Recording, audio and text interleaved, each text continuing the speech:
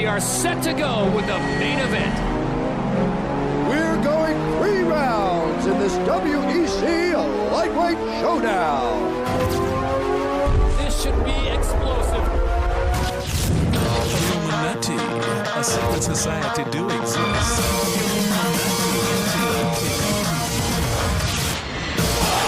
How do you like this action?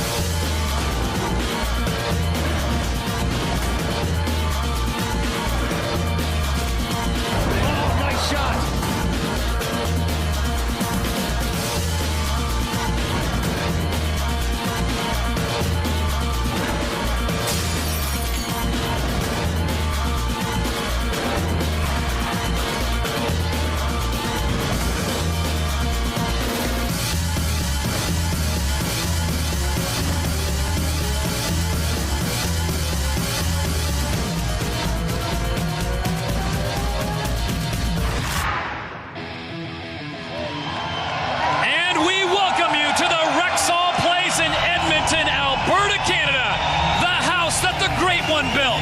But tonight it's all about world extreme cage fighting as we go international. And hello once again, fight fans. The WEC has now gone international as we have come north to our neighbors, and what a great place to bring the premier artists of MMA. Alongside my colleague, UFC standout Kenny Florian, I'm Todd Harris. Glad to have you with us tonight. We have got a great card for you in our main event. It is Jamie Varner trying to get back on track, but he will have his hands full with a very dangerous Shalorus. This is a fantastic fight. This is a huge fight for Jamie Varner to get back to that title picture. I mean, certainly you can make a strong case for the winner getting a title shot. Jamie Varner comes in with a wrestling background, but it's really his striking, and I think that really needs to get the win. Very, very fast hands. He's got excellent defensive wrestling skills. He's going to need those against Shalorus, who comes in with a world-class pedigree in wrestling, came from Iran. So you know they have some great wrestlers over there, but what's impressive about him is his power. If he lands a big one, he can take you out. Well, we've taken the WEC International, so what we thought we'd do is put together an all-national team in our co-main event. It's all Canadian, as we have got Yves Jabouin taking on the Machine, Mark Hominick, 2 Canadians getting after it on home soil. You know, I really think this is going to be the fight of the night. These guys are so dynamic, so well-rounded, very, very fast. You got Mark Hominick, who comes in with some excellent boxing skills. He puts together some of the best striking combinations you'll see in mixed martial arts. He's very experienced, trains with a great camp. He's got dangerous submissions that you can see right there. And, he's going against Yves Jabouin, who really comes in with a lot of the same skills. He has tremendous wrestling, very, very fast on his feet, versatile striker. I can't wait to see this fight, Todd. It's an all-Canadian event in the co-main event. Let's take a look at the rest of our action-packed card here in Alberta. In a featherweight bout, Josh Crispy versus L.C. Davis. Crispy returns to the cage after a year-long recovery from injury to battle the 16-2 L.C. Davis, who has racked up an undefeated 3-0 record in the WEC. Also in a lightweight bout, Chris Horodecki takes on Danny Downs. London, Ontario native Horodecki puts his knockout power to the test against undefeated Downs, making his WEC debut in what has all the makings of a stand-up war. And in our first fight of the night, the former bantamweight champion Eddie Wineland will take on the hard-hitting Will Campuzano. Will's a striker, I'm a striker. I think you'll see a 3-round stand-up war. I'm definitely going to put my fist to his chin, and my game plan is to knock him out. Always looking for the knockout. That's my preferred way to finish a fight. I'll take a win any way I can get it. A victory over Eddie Wineland is going to make everyone pay attention and know that I'm going to be one of the elite fighters in the WEC. My ultimate goal is getting that belt back, and it starts tonight with me knocking out Will. Final preparations are being made in the locker rooms as Eddie Wineland and Will Campuzano get set to battle inside the cage.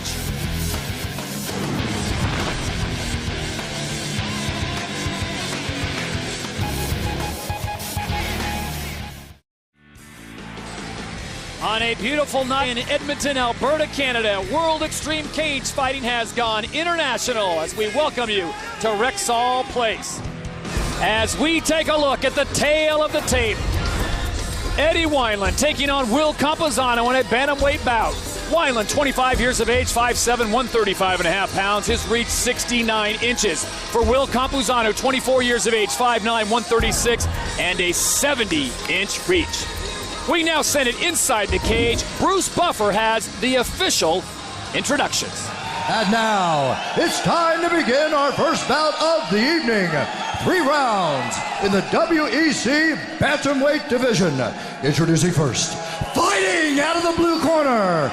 This man is a striker, holding a professional record, 7 wins, 1 loss, standing 5 feet 9 inches tall, weighing in at 136 pounds.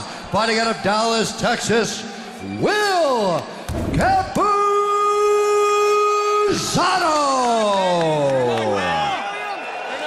And now introducing his opponent, fighting out of the red corner. This man is a freestyle fighter, holding a professional record, 16 wins, 6 losses, 1 draw, standing 5 feet 7 inches tall, weighing in at 135.5 pounds. Fighting out of Chesterton, Indiana, Eddie Wineland. And when the action begins, our referee in charge is Jaron Vallel. Gentlemen, bring it in.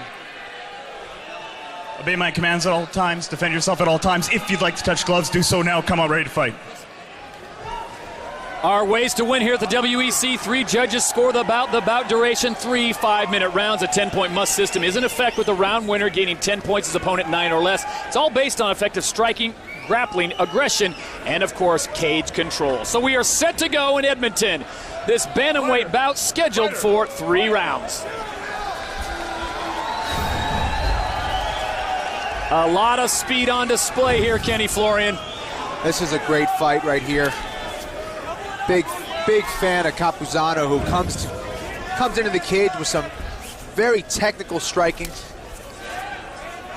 very good ability to avoid the ground game, has a very good triangle choke, and Wineland comes in with some very good head movement, but what he does is he lowers his hands down very low, and against a good kicker like Campuzano, he has to be very careful. Even just a good puncher, I mean, you always got to protect your chin.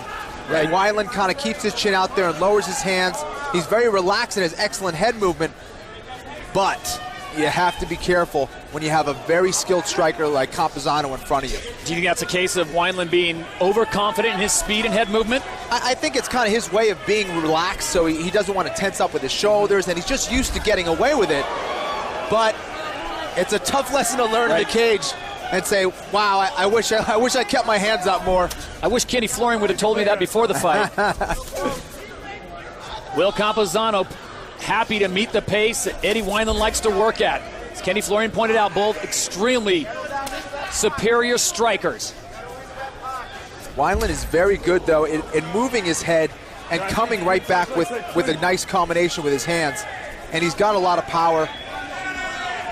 He knocked out Antonio Banuelos, who's a tremendous fighter at 135 pounds. And so you know he's got a lot of potential. He's got a lot of experience.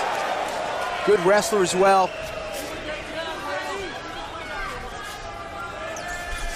Wineland doing an excellent job that last time. Will Campuzano came with a leg kick. He caught it, held it there for a second, and delivered a straight right. You can see the angles that he gets off. He's got very good footwork. Moves left, moves right. A lot of movement from Wineland. It's very tough to fight guys like that. You don't know if they're coming, if they're going. Kicks, punches. Great way to confuse your opponent. And Wineland certainly has that dynamic striking style, but Campuzano, more of a traditional striker, and he's devastating. Once he gets his rhythm going, he'll start to pick you apart, and Wineland cannot let him get that rhythm. There, Campuzano got a little bit off balance, got a little excited, and that's the kind of angles that he's creating. He keeps his opponents off balance, and Wineland really is doing a great job of that. Very, very relaxed.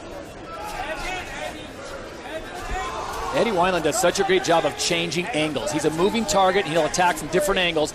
Will Campuzano brings that kicking power that he has, and Wineland's got to start checking up on those. Yep, and because of that movement again, Campuzano hasn't quite found his range yet.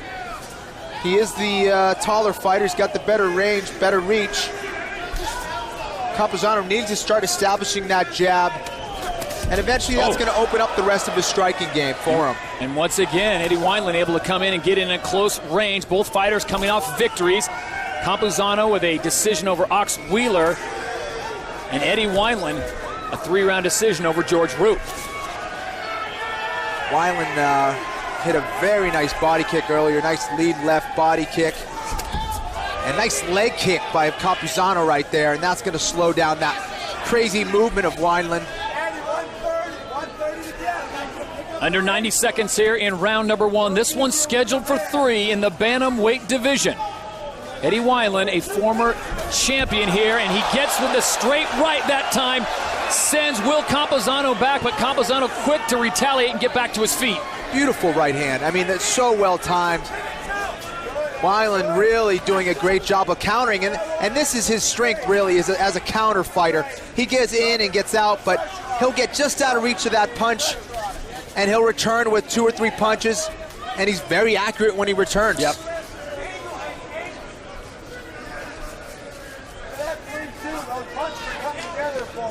Will Campuzano in the white trunks, born in Mexico, now fighting out of Dallas, Texas. And Eddie Wineland out of Indiana, the former bantamweight champion. He's a full-time firefighter. And what a devastating kick from Campuzano as we go under 30 seconds. And that's exactly why Wineland needs to keep his hands up. I mean, right there, that will take your head off. A kick like that, Campuzano really had bad intentions on that kick. And he needs to set it up a little bit better. Instead of just throwing one kick, he's got to set it up with his hands, and that will find its mark, guaranteed. Great leg catch and return from Wineland. And nice we are just shot. Getting started here. This is round number 1. We'll go to a second round after this. We talked about the kicking game of Campuzano, but the problem with the kicks is that a hand will always beat you. A hand will get there first, and Wineland with his timing landed it first, and he did a great job of countering that leg kick. And this fight is definitely heating up. Watching the action during that break, Eddie Wineland clearly more relaxed fighter in his corner. Will Campuzano not winded, because I wouldn't question his fitness, but he looks frustrated.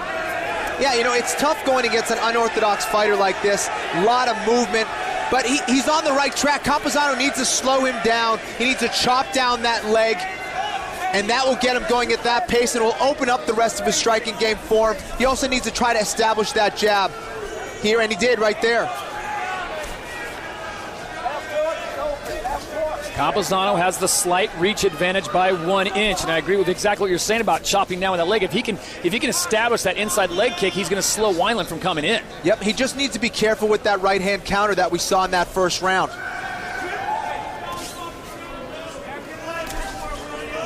From here, Campuzano's starting to find his range. What he needs to start doing is not just throw one strike. He needs to come with a 1, 2, 3, and then finish with a kick either on the leg or go upstairs. And with Wineland dropping his hands, it could pay off big for him.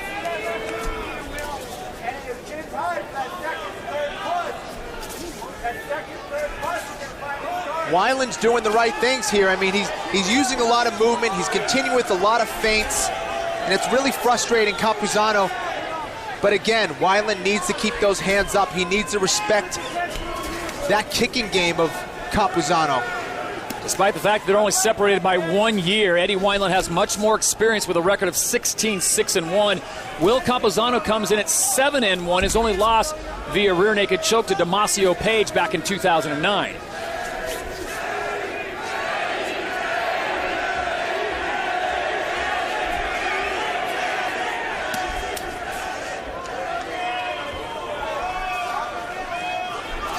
Oh, wow. That's just nice right hand. You can see the feint.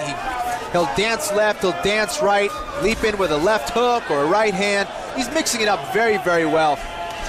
And Campuzano just can't quite find his rhythm out there. Great exchange by both fighters. As we looked back to round number 1, would you have to give that one to Eddie Wineland? I think so. I think he landed with a little bit more damage on his punches. It was a very close one, though. And you never know when it goes to the judges. You never know what angle they saw. They missed an exchange. We've seen some pretty crazy decisions in mixed martial arts. And if it's up to these guys, I'm sure they want to determine it by their own hands. Nice kick by Campuzano to the body of Wineland. Eddie did catch it. Wasn't quite able to counter there. And Campuzano's starting to get off now with a little bit more than just one punch. And that's what he needs to do. He needs to stay busier because Wineland is staying very busy. Nice leg kick there. Eddie Wineland, Will Campuzano, round number 2, scheduled for 3 here in the bantamweight division of the WEC as we go under 90 seconds in round number 2. What is pretty to watch from Wineland is how he throws a strike, gets his head out of the way. A lot of nice head movement. That's going to stop those straight punches of Campuzano from landing. And if it does land on his head, by moving your head, you take a lot of the power away from that punch. Wow, what a combination from Eddie Wineland. Campuzano. Campuzano's in trouble. And Wineland's going to work. He's finishing, he smells blood. He's going to finish this fight right here. Campuzano was hurt. Wineland landed big with that shot. He's trying to put an end to this fight right now. Wow. How do you like that? What a comeback by Campuzano, and he's throwing big knees at Wineland. And Wineland may have gassed himself out a little bit. But Campuzano, I think, is still a little bit hurt. He's rocked. He catches another right, and another right from Eddie Wineland. These are big shots now from Wineland.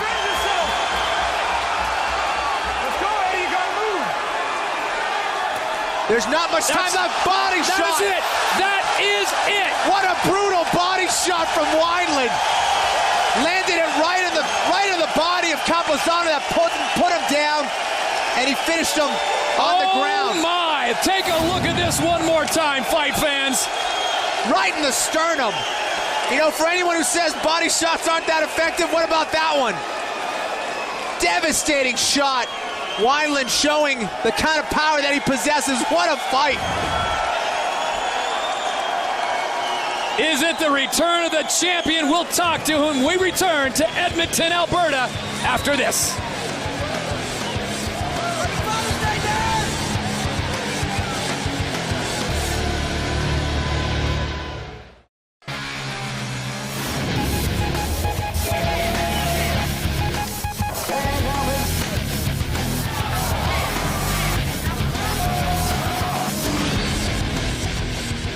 Welcome back to World Extreme Cage Fighting from Edmonton, Alberta, Canada. Right now we send it inside the cage. Bruce Buffer has the official decision. Ladies and gentlemen, referee Jaron Bellel has called a stop to this contest at 4 minutes, 44 seconds of round number 2. Declaring the winner by TKO, Eddie Wineland. So Eddie Wineland runs his record to 17-6-1. He's now standing by with Craig Hummer. Eddie, you won the crowd over in the first round. They loved what you were doing. You knew you were destined to throw down in the center of this ring, didn't you? Absolutely. Will's a scrapper. I knew he had long legs, good kicks and knees. Try to keep away from those, and I think I did a pretty good job of that. Speaking of Will, how impressed were you with he withstood your barrage in that second round until that final crippling body shot? It was very, very impressive. I thought when he dropped the first time, I thought I was going to put him out. I was waiting for the ref to grab me, but he didn't grab me, so just keep on pummeling and hope he pulls me off. You're the first man to have this belt in this bantamweight division. You've now thrown a string of 3 wins together. How pleased are you with your progression to getting back towards a chance for that belt again? Very pleased, actually. Everybody that's been helping me, I can't thank them enough. They're pushing me in the right direction, so I'm going to keep doing what I got to do to get that hardware back. You proved you're doing the right thing tonight. Congratulations. Eddie Wineland, everybody. Eddie Wineland gets the victory in an impressive fashion in the second round. Still to come in our main event of the night, former lightweight champion Jamie Varner takes on undefeated Iranian-born Kamal Shalorus. And in our co-main event, 2 Canadian fighters meet in the cage. Mark Hominick versus Yves Jabouet in a featherweight showdown. Also in the featherweight division, 21-year-old Josh Grisby takes on L.C. Davis.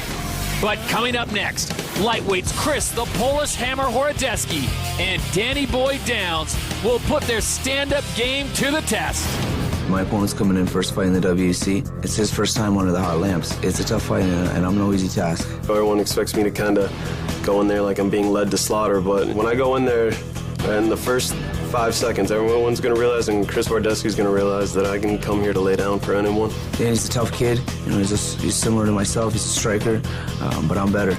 I'm faster. I'm stronger. I've been in there before. You know, I've got the experience. This is my fight to win. He's going to be surprised at the power I come with him, so I hope he kept that same doctor from his last fight on retainer. He's undefeated. He's got that mindset, you know, of not being able to lose, but I'm going to take his O. I know I'm going to walk in there. There's going to be a hostile crowd. They're going to be cheering for the hometown guy, but I guarantee by the end of the night, there's going to be a lot more Danny Boy fans in Canada and all across the world. The lightweights are making their final preparations. Chris Horodecki versus Danny Downs when we return to Edmonton.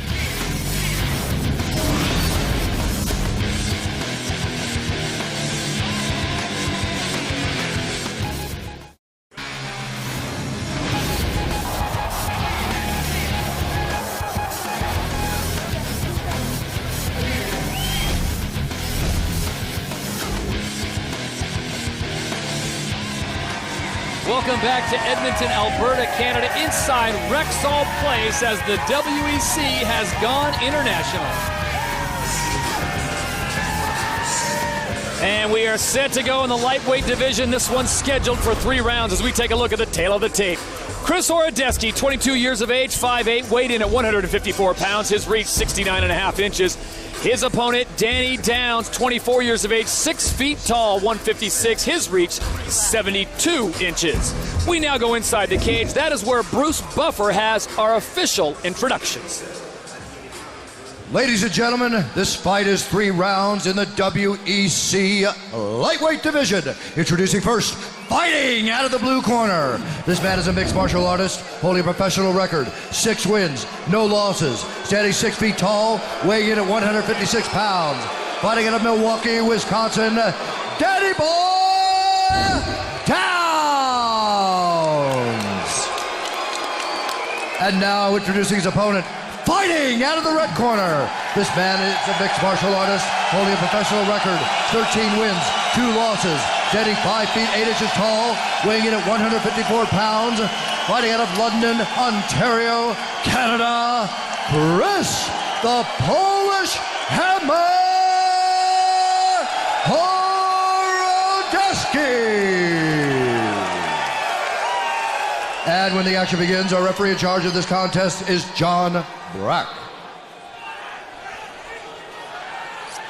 All right, gentlemen, you both know the rules. I expect you to fight clean, fight fair, fight hard. Obey my commands, protect yourselves at all time. Touch them up. Good luck. So we are scheduled for 3 rounds. No question who has the hometown favorite. It's Danny Boy Downs taking on Chris Horodecki. Are you ready? You ready? Fight! This is probably the best shape I've ever seen Horodecki in. You know, it's great seeing these 2 guys in there. I mean, they look like they're about 13 years old. You know, these are the kind of guys you'd pick on if you ever saw, you know, these guys at the bar. And they're as dangerous as they come. It's awesome to see it. Danny Downs taking this fight on short notice, filling in for an injured fighter that was scheduled to fight Chris Horodecki. So kudos to him right off the bat. And from what we hear from him, he is not afraid to stand and just throw. Both of these guys like to throw down. They both like to get in there and scrap and be in a war. And Horodecki gets the first takedown here. He's in a good position in half guard, putting a lot of pressure with that shoulder on the face of Danny Downs. And Downs did a great job of establishing that underhook and getting back to his feet, but he finds himself in a very tight guillotine here. But unfortunately for Horodecki, he's just, all of his weight is on his left shoulder, so it's tough for him to crank and get leverage on that guillotine. and I don't think he's going to be able to finish it here. Instead of pushing down on that knee, Danny Downs should probably be trying to grab that wrist to alleviate the pressure on his neck, but perhaps there's really no pressure on his neck, and he's just trying to push down on that knee in the hopes of just getting the half guard there. Well, you wonder how much energy Chris Horodecki is expelling right there, and eventually decides, you know what, the guillotine's not going to work. Danny Downs in the black trunk, Chris Horodecki in the white trunks. Nice defense from Danny Downs. Horodecki still has him in a front headlock and working for another takedown.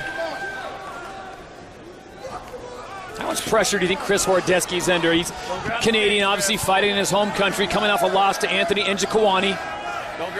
You know, Horodecki, he's young, but he has a lot of experience. You know, he experienced a loss in his last fight and looking to come back strong here. I think he's using that energy from the crowd to fuel him here. He's an emotional fighter, and I think he's very motivated by it here, and definitely putting the pressure on Downs right from the start. And Downs, with that height advantage, can just go to a beautiful defensive sprawl and let Horodecki just burn energy. He can, but it also makes himself susceptible to the leg attacks because he is so upright. So he needs to get a little bit lower because of that reach, and there he gets taken down with a nice body lock from Horodecki. Downs controlling the head, trying to control the distance, limit the damage. Horodecki happy to keep him up against the fence. Danny Downs almost worked a nice escape there, pushed off the fence, trying to roll himself up and under Chris Horodecki. Horodecki needs to pin Danny up against that fence and use it to his advantage. From here, he's trying to push down on that knee, try to go to mount, and he can right there. He almost had the opportunity. He's going to do that right here. He needs to slide that knee right into mount, and he is there, right in the mount position. Great job by Horodecki, transitioning to a very dangerous rear naked choke position, and Danny Downs could be in some big trouble here. Well, Danny Downs gives up the back there, trying to fight off Horodecki. And Kenny, I got to ask you, in your training situations, how many times do you put yourself into a bad place like this and just see how you can get out of it? You have to. You know, there's a time where I didn't do it so much, and you have to. You have to put yourself in these bad positions so you can be prepared. You know, it's not about your ego. It's not about putting yourself in good positions. You got to put yourself in these bad positions. I'm sure Danny Downs has done that. He trains with a lot of talented guys, both on the feet and on the ground. And you got to think that he has seen this position before, but it's such a strong position that, oh boy, regardless of how much you've worked it, you're at such a disadvantage. But Downs has worked his way back, survived the choke, and now has the ability to take Horodecki's back. This is a great fight here, Todd. Under 30 seconds to go here in round number one. This one's scheduled for 3 in Alberta. Downs did a great job there defending that rear naked choke by dropping his chin down, not letting Horodecki sink it in too deep. He did, but he needs to break away from this clinch. Horodecki looks at this point to be the stronger fighter. He's dominating the clinch action. He's got to break away from here. Again, let go.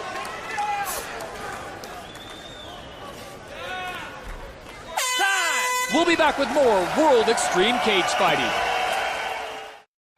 Back at Rexall Place in Edmonton, Alberta, Canada, the start of round number 2 in the lightweight division.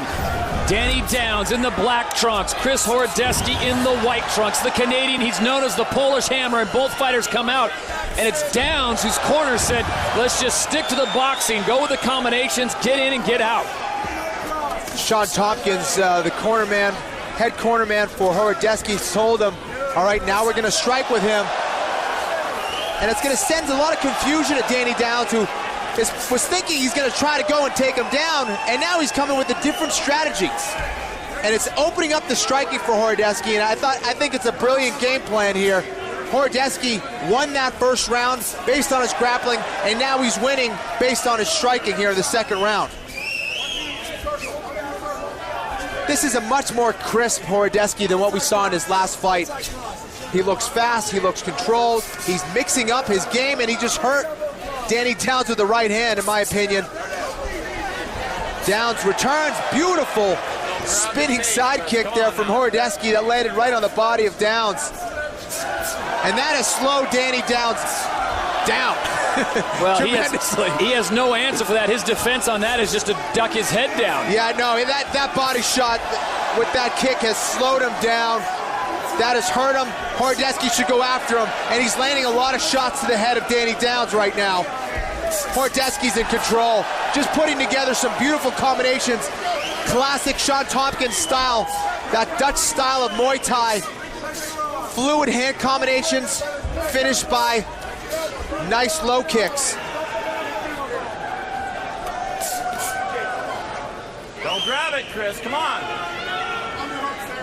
Referee John Brack warning Chris Horodecki multiple times not to grab the cage.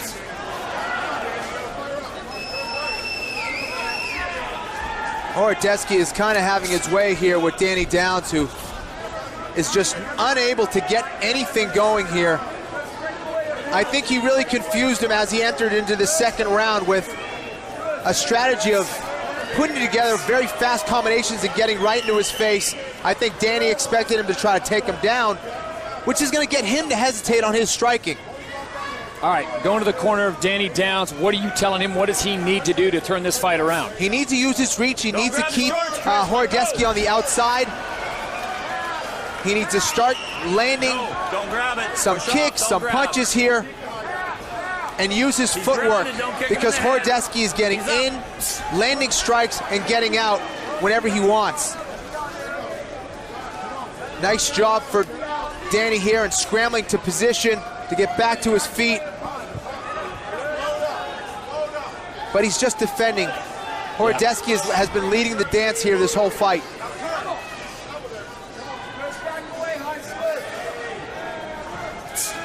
Under 2 minutes to go here in round number 2. This one's scheduled for 3 in the lightweight division. And right now, Chris Horodecki continues the rush with his momentum. He just can't get his range. For a taller fighter, you'd expect him to get his range right off the bat, but he can't. Horodecki is mixing it up too well, and he just cannot get on to what he's doing. This you can see, this is where experience plays a big part. You know, Danny Downs still very young, only 6 fights on his record to Horodecki's 15 professional fights, and that's huge. More than twice the amount of fights at Danny Downs, and you can see it. Horodecki's just more comfortable, and Downs is trying to figure out a way to stop the striking and grappling game of Horodecki. Under a minute to go now in round number 2. We are scheduled for 3. Chris Horodecki in control in the white trunks. Danny Downs fighting out of Milwaukee, Wisconsin in the black trunks. Downs is tired. Yep. Downs is very tired. He expended a lot of energy in that first round trying to out-grapple Horodecki. And now, emotions are coming to play, frustration, the body shots, and you can see his slow down considerably.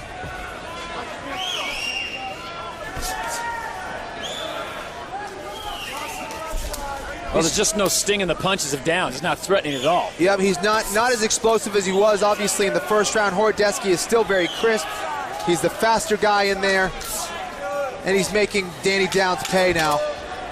Final 10 seconds here of round number 2. We will see a third and final round when we return to Edmonton, Canada. Look at this beautiful combination here from Chris Horodecki, going downstairs, going upstairs, and many times he's finishing those combinations with leg kicks as well, which is just devastating Danny Downs here. Duke Rufus, the head cornerman for Danny Downs, said, "Do you want to win this fight? You got to go out there and get it." And he is. He's getting much more aggressive now. He's going after Chris Horodecki. Horodecki counters that aggressiveness, that forward pressure from Danny Downs with a takedown. And a great way to stop that momentum. Great job by Horodecki, Todd. This is the third and final round. Chris Horodecki has been in control for much of the fight, but Danny Downs comes out with a flurry. He needed to. He needs to do that. He needs to get back to his feet and continue with that, because it was a clear victory in those first 2 rounds for Horodecki. dominated those 2 rounds. And here he is in another good position on the back of Danny Downs, and this may be the end here. This time he may have the leverage he needs to end this. His chin is not down. Yeah, he's got it underneath the chin, and he has to tap out. That is it. We saw a different Chris Horodecki in this fight, Todd. He looked determined. He was sharp, whether it was on the ground or on his feet. Horodecki was ready for this fight. You know, great example of coming back from the loss, coming back strong. He was motivated by this Canadian crowd, and he put on a phenomenal performance here. Here he is taking the back. He had Danny Downs on all fours. Danny Downs trying to walk away, crawl away, whatever he could do, but he left his neck available. Slid the arm underneath the chin, and it was all over, Todd. So Chris Horodecki gets the victory on home soil. We'll talk to him when we return to Edmonton.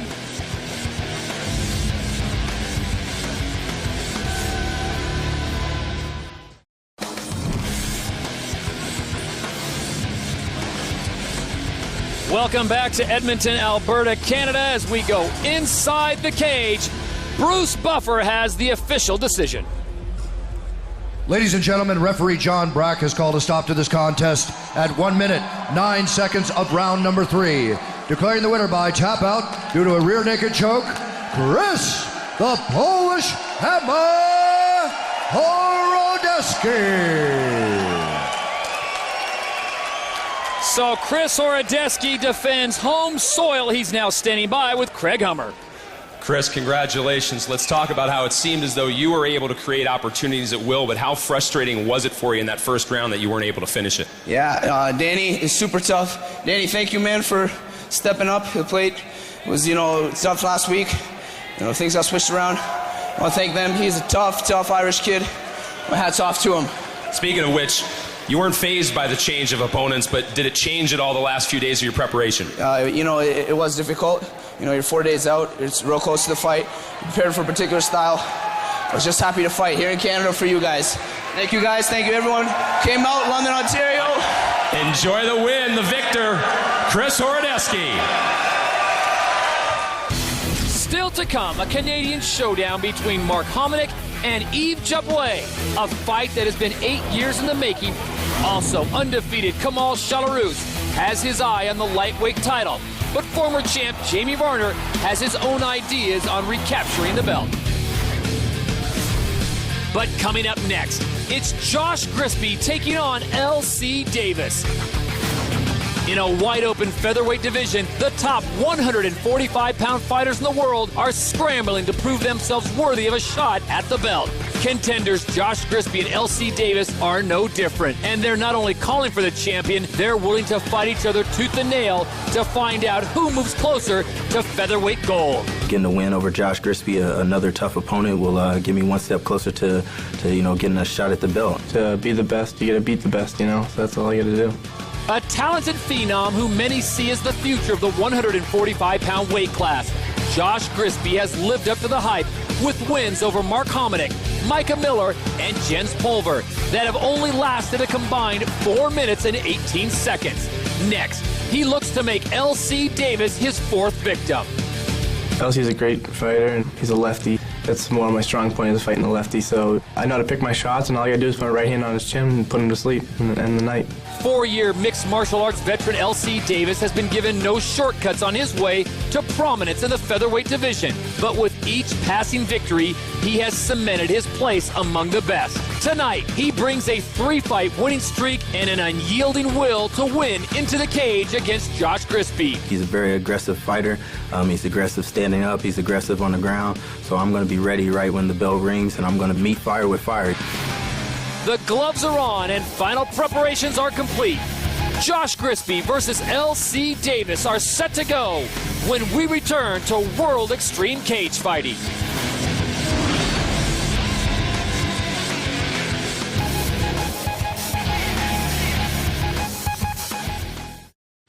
And we welcome you back to Edmonton, Alberta, Canada for World Extreme Cage Fighting inside the Rexall Place.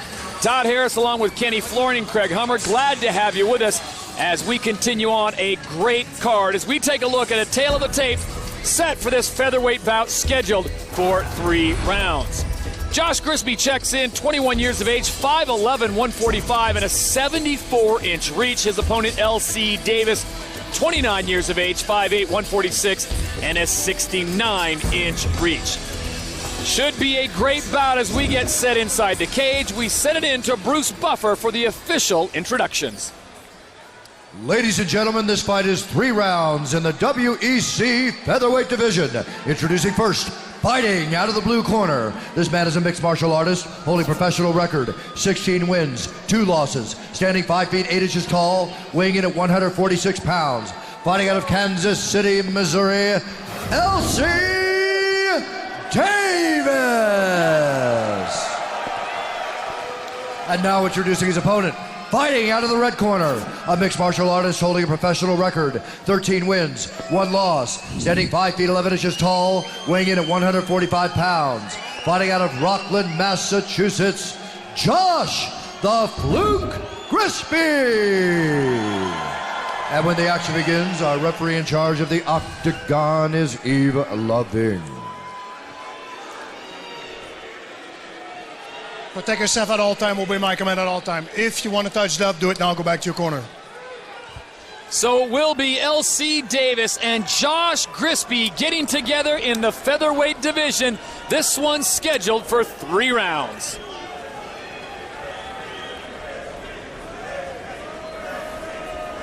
Are you ready, sir? You ready? Fight! Grisby is a huge 145-pounder. He's been representing Massachusetts extremely well. Both of these guys are undefeated in the WEC, 3-0. The big difference between these two, though, is L.C. Davis has been more active.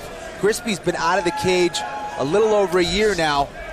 Let's see if that has developed any ring rust for him here. Well, you remember his last fight coming in June of '09, so almost a complete year when he beat Jens Pulver in the first round. Josh Grisby getting healed up, rash of ailments, says he's 100%. He looks to be in fantastic shape. He really is. Just a very big and athletic 145-pounder. A lot of power, long reach. L.C. Davis coming off that victory just 3 months ago against Davidas Torsavicius. L.C. Davis is very smooth with his boxing. Very technical boxing, in and out, great footwork, throws very straight punches, sets everything up very nicely. And you couple that with his wrestling skills and his ability to grind down his opponents, and he's just a very difficult opponent to beat. He puts it together extremely well.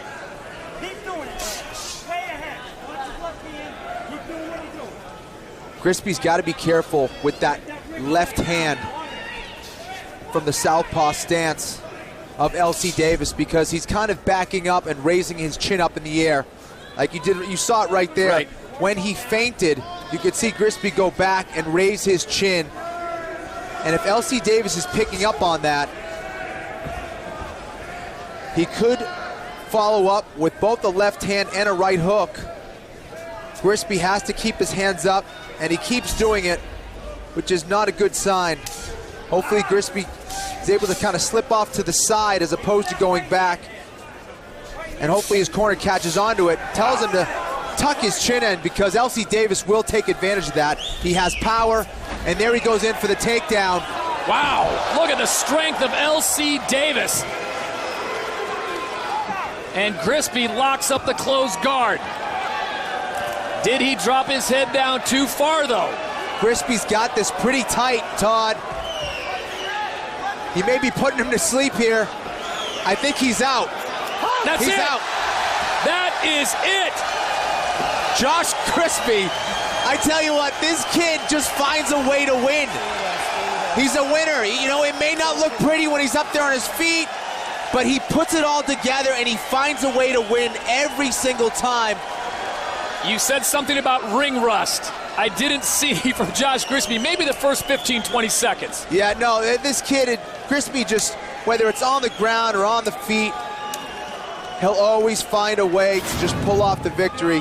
Well, LC rushes in, the head goes down, and Grispy immediately recognizes it.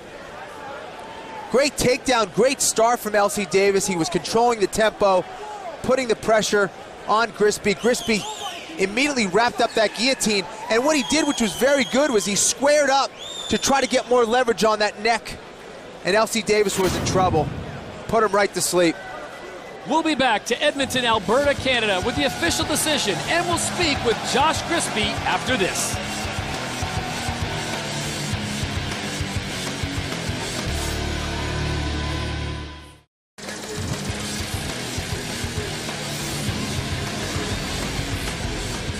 Back inside Rexall Place in Edmonton, Alberta, Canada, WEC. We said it inside the cage. Bruce Buffer has the official decision. Ladies and gentlemen, referee Yves Leving is called a stop to this contest at 2 minutes, 33 seconds of the very first round, declaring the winner by submission due to a guillotine choke, Josh the Fluke Grispy. So the 21-year-old Grispy moves his record to 14-1 in the featherweight division. He's standing by with Craig Hummer. Josh, as the fight started, Todd and Kenny were talking about possible ring rust. You showed that clearly was not the case, and as you know, this sport is all about maximizing opportunities. Yeah, I'm too young for ring rust, but thank God, first of all. I was so nervous for this fight, but came out here and did my thing. I had to thank South Shore Sports Fight and everyone back at home praying for me. I love you all. Jose Aldo is the standard in your division. He's got what you want. You're now 14-1. Are you ready to test your skills against his? For sure, I'm ready to test my skills against anyone. I told in the win or lose, I want to fight the best and test myself. Whatever the WEC wants, I'll do. You've set it up. Congratulations again. Your winner, Josh Grispy. Still to come, Jamie Varner and Kamal Shalorus take the cage in our main event of the night. And coming up next, Montreal, Quebec native Yves Jaboué takes on Mark Hominick from Temford, Ontario for Canadian bragging rights when we return to Rexall Place in Edmonton, Alberta.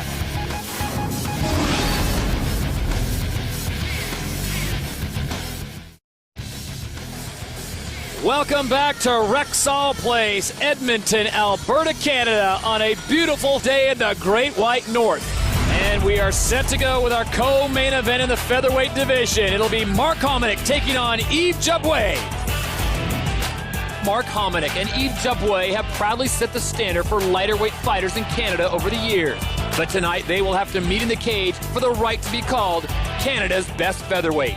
It's the WEC Canadian Championship right there. I know that the title doesn't exist, but in our hearts and our heads, this is what it represents. This fight is 8 years in the making. We came up in the Quebec-based promotions. We were supposed to fight a few times. The fight just never happened. I'm just glad it's happening at this point in my career on this stage. Having scored his last 5 wins by knockout, it's clear that Montreal's Yves Jaboué's reputation as a finisher is well-deserved.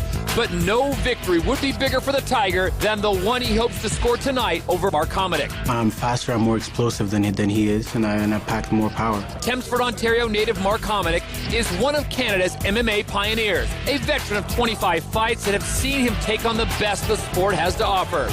Fresh from 2 straight wins, the machine looks to make it 3 in a row against Yves Jaboué. Every time I've went through this fight in my head, I see a knockout, and that's what I'm going for tonight. I'm going for a stoppage.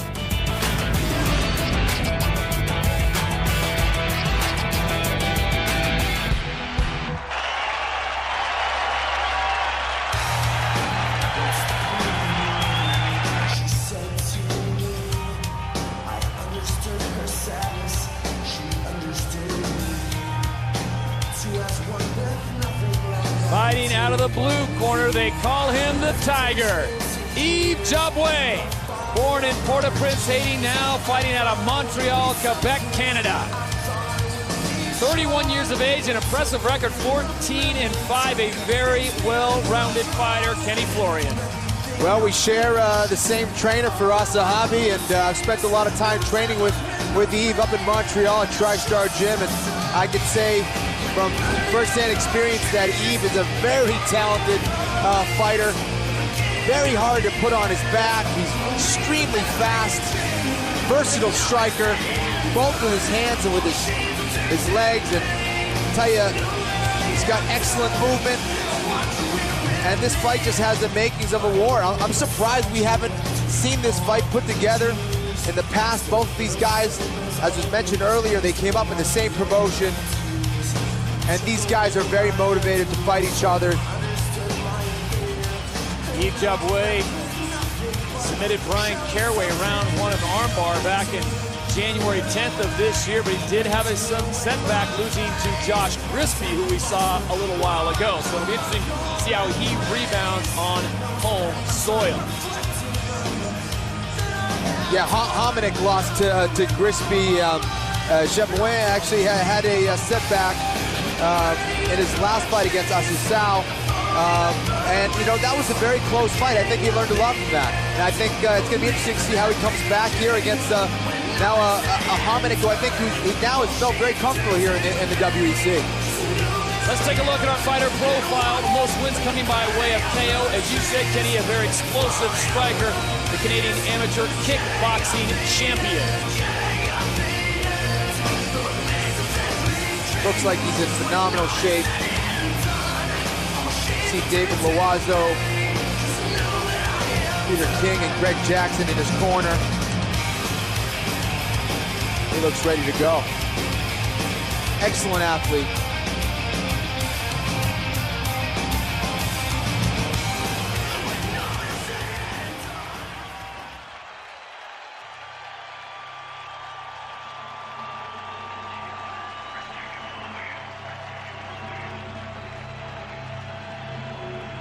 And Mark Hominick making his way inside Rexall Place. The 27-year-old with a load of experience, 17-8.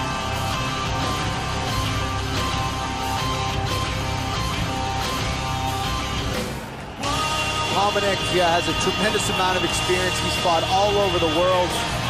Comes from a great camp.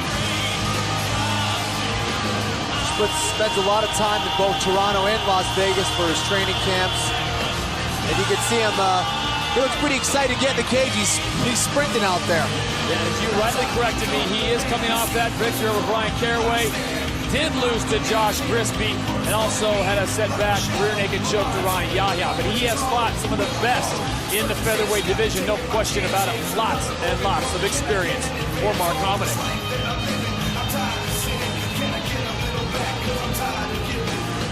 Hominick goes through his final preparations here, cage side, as we take a look once again at our fighter profile. North American kickboxing champion, excellent cardio, very, very fast hands. You thought Eddie Wineland had fast hands. Mark Hominick has got the speed. Yeah, and he's more of a traditional stance, keeps his hands up, just very technical. Everything he does is smooth and fast. Very, very pretty striker to watch. Very technical. And he can get it done on the ground too. Has a very slick triangle choke. Well, this will be his first fight in Canada in 4 years. He wants to make it a memorable one. So Mark Hominick now inside the cage in Canada. As we take a look at the tail of the tape for this featherweight bout scheduled for 3 rounds. Hominick, 27 years of age, 5'8", 144.5 pounds. His reach, 68.5 inches. Yves Jaboué, 31 years of age, 5'6", 145, and almost an identical reach. We go inside the cage. Bruce Buffer has the official introductions.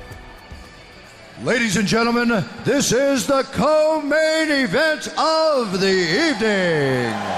This fight is 3 rounds in the WEC featherweight division. Introducing first, fighting out of the blue corner. This man is a mixed martial artist, holding a professional record, 14 wins, 5 losses, standing 5 feet 6 inches tall, weighing in at 145 pounds. Fighting out of Montreal, Quebec, Canada, Yves Tiger Jaboué. And now introducing his opponent, fighting out of the red corner, a Muay Thai kickboxer, holding a professional record, 17 wins, 8 losses, standing 5 feet 8 inches tall, weighing in at 144.5 pounds. Fighting out of Thamesford, Ontario, Canada, Mark the Machine Hominick. And when the action begins, our referee in charge of this contest is Vern Gorman. All right, gentlemen, you're both aware of the rules. Remember to listen to my commands at all times. Remember to protect yourself at all times. Fight clean, fight hard, touch them up. Have a good one. So we're set to go in the co-main event from Rexall Place in Edmonton, Alberta, Canada. Two Canadians meet inside the cage. Yves Jaboué and Mark Hominick. Corner. Fighter, you ready? Fighter, you ready? Mix it up. Yves is a very fast starter. You know, if I had to look at their styles, I'd say they are similar. They're both very technical. Yves likes to get a little more fancy with some of his kicks. He's probably the more powerful striker, whereas Hominick's probably the more precise striker. But it's very close all the way around. These guys are going to put on, in my opinion, the fight of the night. But it's going to be tough to beat out that Wineland-Campuzano fight. And look at the speed these featherweights are working at. Right away, it's Yves Jaboué pushing the pace. Mark Hominick continues to stalk. Yves is being very active right off the bat. Hominick kind of picking his shots, landed a nice right hand earlier. You look for Hominick. He does a great job of using his left hook to go right to the liver. He does this very often and uses it in very quick combinations. Yves will use a lot of his hands to set up his kicks. He is very dynamic and fast kicks. He's also very tough to put on his back, Todd. Well, the movement from Yves Jaboué and the counter-punching is amazing. It looks like Mark Hominick is trying to find his pace here. It's almost like he's waiting for Yves to stop striking. Yeah, He's not. He's just not. He's very, very busy, and he likes to get that fast start. Fitness shouldn't be a question for either of these fighters.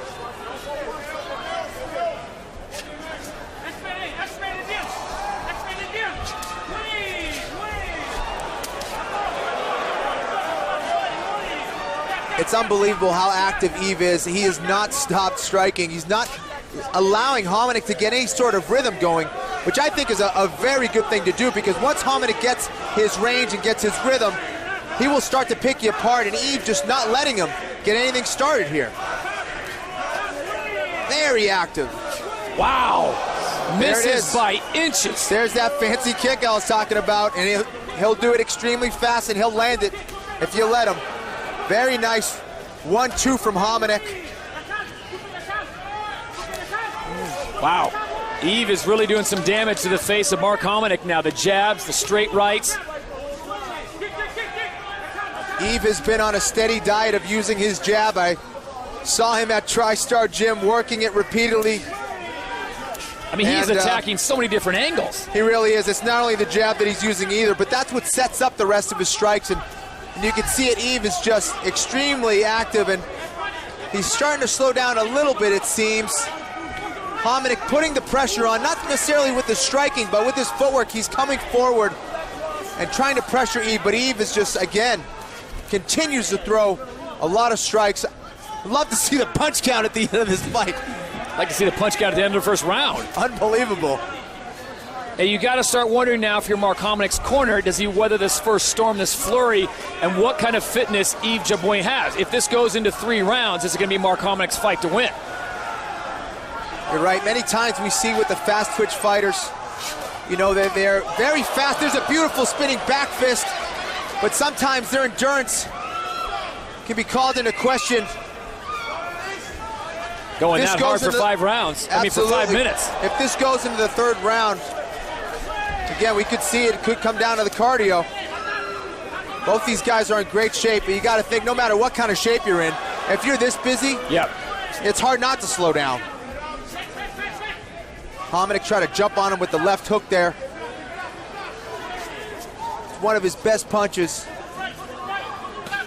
Ooh, nice shot left by Hominick.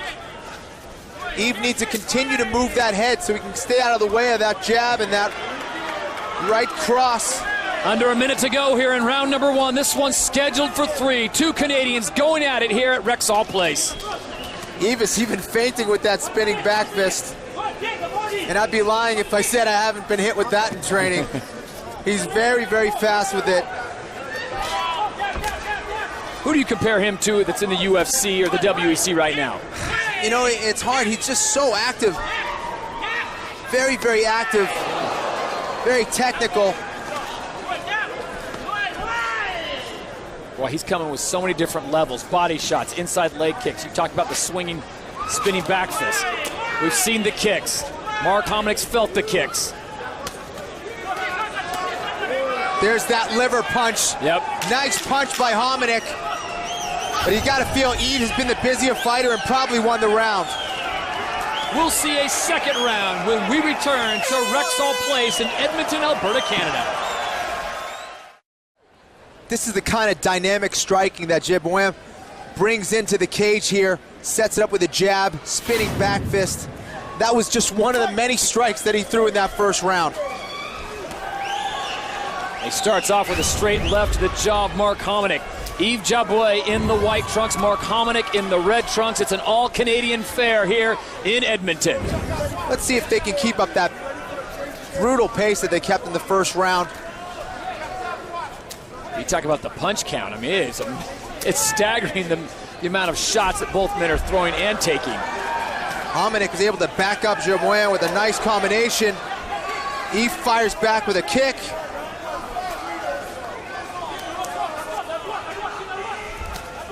There it is again. He comes with that left liver punch.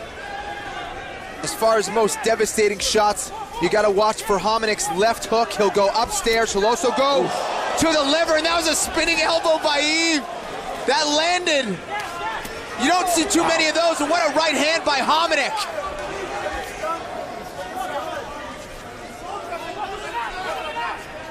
What a fight, Todd. Both these guys are throwing some amazing combinations here. And the beautiful thing is it's two Canadians doing battle on Canadian soil. You know, we talked about the left hook of Hominik being one of his better strikes. And it's Yves' kicks and his right hand that you got to watch out for. Nice little elbow. I think he's thrown every strike in the book. I think you're right. At every level, he's taken the shot. But you start to watch Yves, is his pace slowing down? It had to from round number one. There's the liver punch we were talking about. That landed very clean. Yves needs to get out of there, circle out, and do something. He cannot pin himself up against the cage. The big left of Mark Hominik. Oh! Nice spinning elbow that landed on Hominik, but now he's giving up his back. He is still in recovery mode after Mark Hominik landed that beautiful left to the liver. That's the punch we knew he had to watch out for, and that is just taking the life out of him. Oh! And now he's landed that right hand. This fight is ridiculous. Yves Jabouin now goes in as Mark Hominik is thrown back on the canvas. You gotta be kidding me. How's that for a change of momentum? Oh, Canada, this is good. 2:30 to go in round number two. This one's scheduled for 3.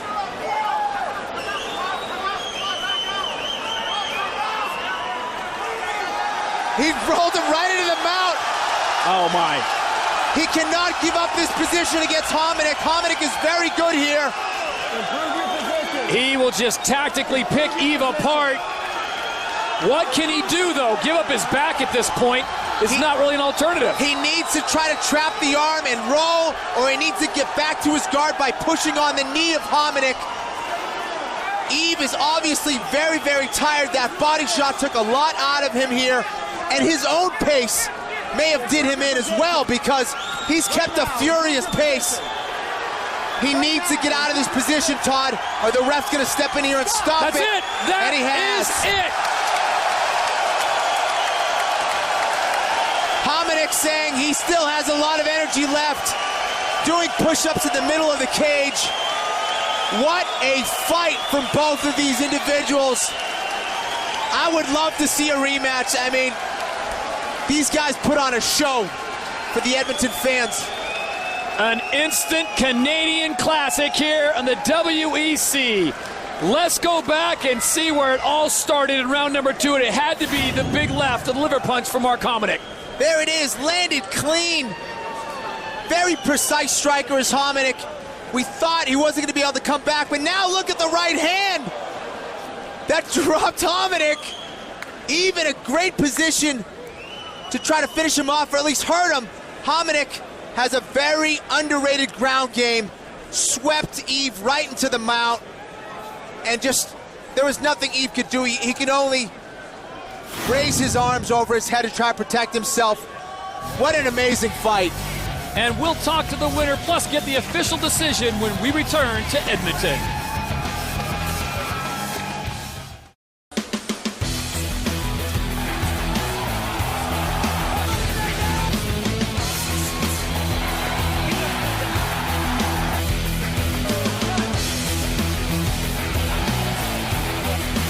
As we welcome you back inside Rexall Place, Edmonton, Alberta, Canada. At the end of a Canadian classic, we go inside the cage.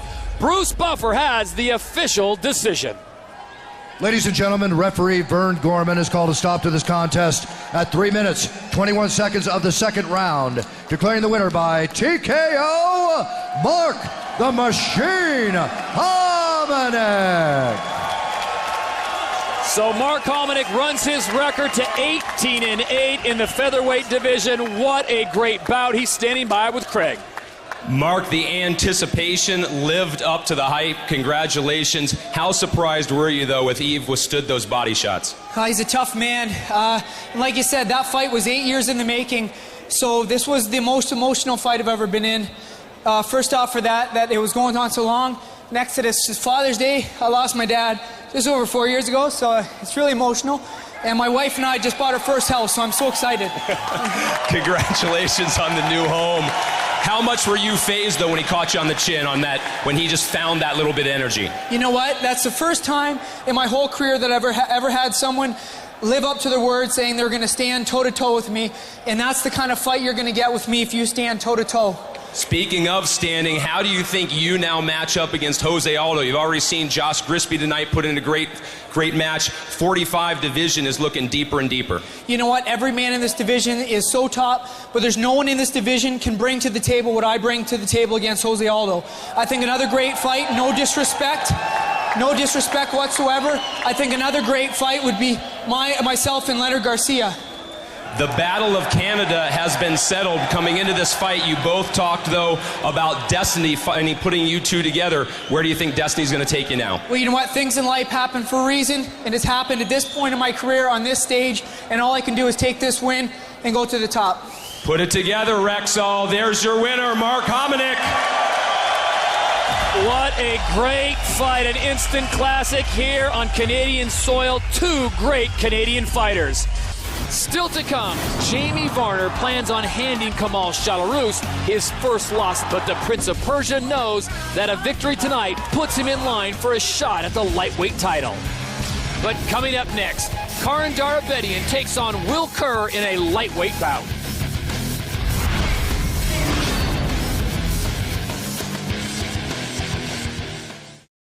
Welcome back to Rexall Place, Edmonton, Alberta, Canada, as the WEC has gone international. As we take a look at the tail of the tape for this lightweight bout. Karan Darabedian, 23 years of age, 5'7", 155.5 pounds. His reach is 68 inches. Will Kerr, 27 years of age, 5'10", 155, and a 69-inch reach as we go inside the cage. This one's scheduled for 3 rounds in the lightweight division. All right, gentlemen, we've been over the instructions. I expect a clean fight. Obey my commands at all times. Defend yourselves at all times. Touch gloves, go back. Let's do this. So it will be Karan Darabedian and Will Kerr in the lightweight division from Edmonton.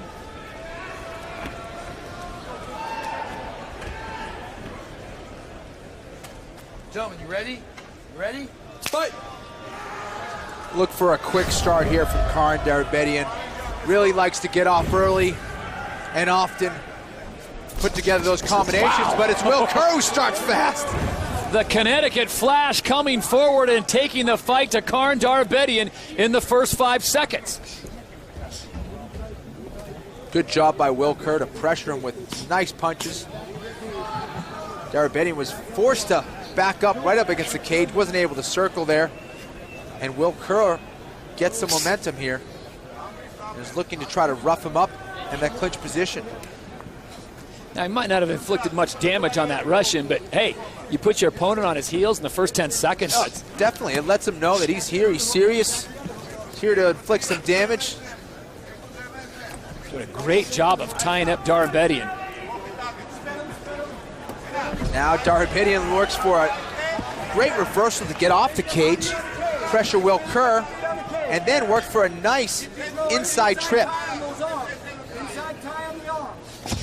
Worked a nice takedown there. Will Kerr trying to use his back up against the fence to try to get back to his feet, and he's working for a nice arm lock. Look at this. Darabedian's in trouble. That's it. That is it. Wow. Wow. Someone watched that last fight. That is a huge, huge upset. Will Kerr surprising Karan Darabedian with a beautiful armbar right off of his back.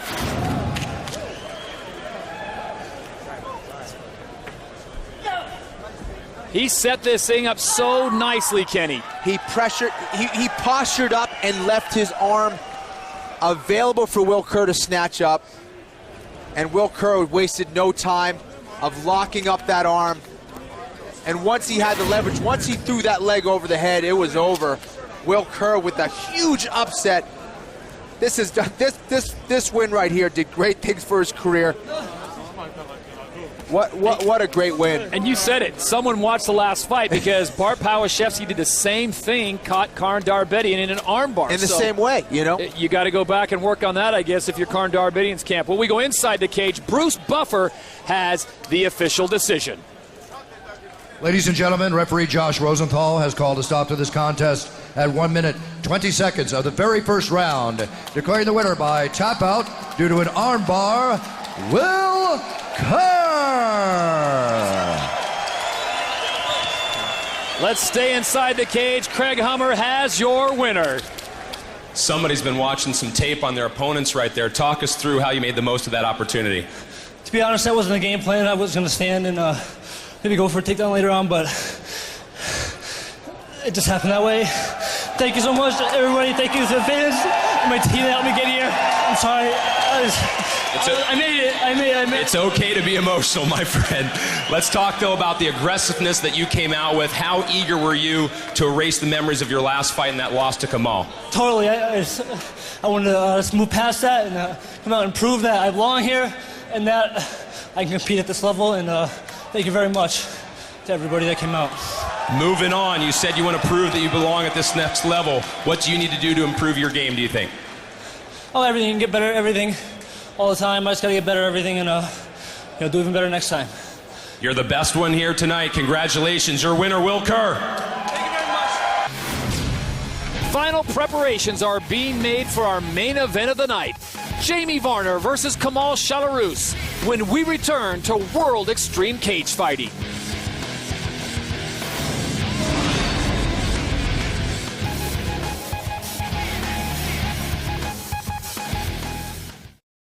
From the great one to a great one. World Extreme Cage Fighting from Rexall Place, Edmonton, Alberta, Canada. And we have reached the main event of the night. Jamie Varner, the former lightweight champion, set to take on Kamal Shalorus. Well, we've made it to the main event, Katie. This is shaping up to be a great bout. It's going to be a great fight. Look for Varner to want to try to keep it on the feet, but Shalorus is going to be shy to trade blows either. He's got very heavy hands. Look for him to also use his strike to try to get Varner on his back. And it's going to be, I think it's going to come down to the wrestling, but there's going to be some amazing strikes exchanged. These guys are going to look to try to take each other out right from the beginning. A lot of anticipation. We are set to go here in Canada as the WEC goes international. A world champion eager to regain his crown. A hungry contender looking to pave his own way to the title. Tonight, former lightweight champion Jamie Varner clashes with unbeaten Kamal Shalorus in a high-stakes bout that will only be decided when one man has broken the will of the other. Kamal Shalorus is the toughest guy you never heard of. I mean, no disrespect by that, but he's a very tough guy. He's pretty new on the scene, so a win over a guy like this could give me that title shot again, and that's what's really most important to me. I want to fight the toughest guy. To be in Jamie Varner, he's been champion. For me, it's a big bridge to reach the title. That's the good challenge for me. Jamie Varner ruled the lightweight division for nearly 2 years, defeating the likes of Rob McCullough, Marcus Hicks, and Donald Cerrone in the process. Tonight, the dynamic Arizona native begins on the road back to the top, but Kamal Shalorus stands between Varner and a coveted return to glory. I want to fight whoever's got that world title. So whether it be Ben Henderson or someone else, that's my goal. That's where my eyes are set on. That's what I'm working towards. Known for his world-class wrestling, Kamal Shalorus has thrilled fight fans over the last year with the type of punching power that makes him one of the most dangerous lightweights in the game today. Fresh off wins over Will Kerr and Dave Jansen, Shalorus looks to make a statement to the world against Jamie Varner. I'm ready for anywhere Jamie goes, and I'm ready. If he's a strike, I love striking. If he's a wrestle, I'm gonna wrestle. Anywhere he go, I'm gonna go fight. I don't know if he's gonna really want to stand in the pocket and trade with me. He has done that in the past, but I feel like I'm the best striker he's ever faced. My boxing sharp, I've practiced my takedowns is super fast, no escape. If he takes me down, I'm gonna turn into a fight on the ground, going for submissions and strikes. Nobody can stop my aggression, my heavy hand, and my wrestling. Because I'm seeing my destiny. I want to be champion, and nobody gonna stop me.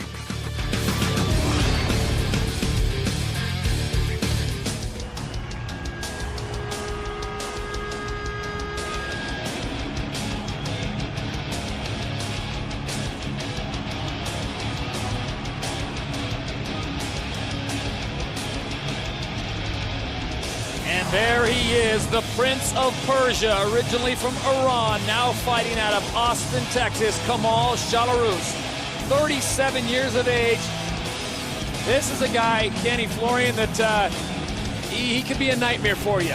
You get him on the wrong night, he can throw bombs on you with those fists. He's a powerful guy, and that's what surprised so many people, because he does come in with world-class wrestling skills, and everybody says, well, you got to watch out for his wrestling. And here he is taking guys out with his hands as well. So he definitely is a double threat here.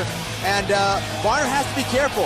You know, we've seen it with other guys where, you know, maybe they're not the most technical strikers in the world, but all it takes is one shot. And Kamal has that kind of power. If he lands on you, it could be a quick night.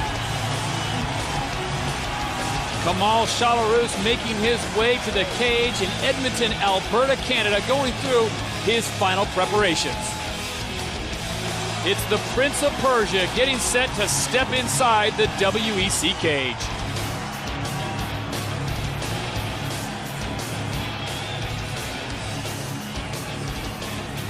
He's listed as a freestyle fighter, but really with a great wrestling base, very dangerous to the ground and pound. Undefeated, and again, the world-class wrestling thing comes back. That is, you can't take that away from that. It's just something you can always fall back on. Yeah, and being a world-class athlete, again, he's going to find success in whatever he chooses to do in the athletic realm. You know, making that transition from being a world-class wrestler to a world-class mixed martial artist. You know, he found success in one. He's applying it now to mixed martial arts. You can see he looks in tremendous shape. He's a big 55er, and you know, been competing at a world-class level for a long time now. Kamal Shalorus looking very fit, very trim, ready to step inside the cage here in Edmonton, Alberta, Canada at the Rexall Place. What a great venue, and the fans here certainly are knowledgeable about World Extreme Cage Fighting. Kamal Shalorus, the Prince of Persia, inside the cage. He looks to be in fantastic shape and looks for his next victim, his opponent, Jamie Varner.